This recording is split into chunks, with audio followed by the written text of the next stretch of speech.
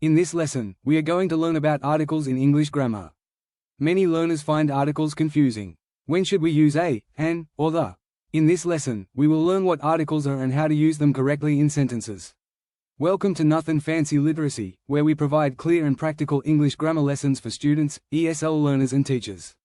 Articles are words that come before nouns. They help us understand whether we are talking about something specific or something general. The word the is called a definite article. It refers to a specific person or thing. For example, if we say the dog, we are talking about a particular dog. The words are and are called indefinite articles. They refer to any one of a number of things. For example, if we say a dog, we are talking about any dog, not a specific one. Now let's look at when to use a and an. We use a before a word that begins with a consonant sound. For example, a book, a car, a student. We use an before a word that begins with a vowel sound.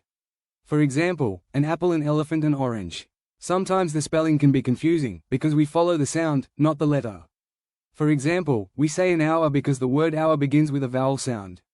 We also say an X-ray. Let's look at a sentence example. We are going to watch television in an hour.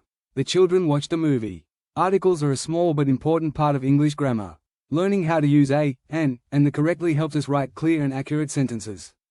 If you found this lesson helpful, subscribe to Nothing Fancy Literacy for more clear and practical English grammar lessons.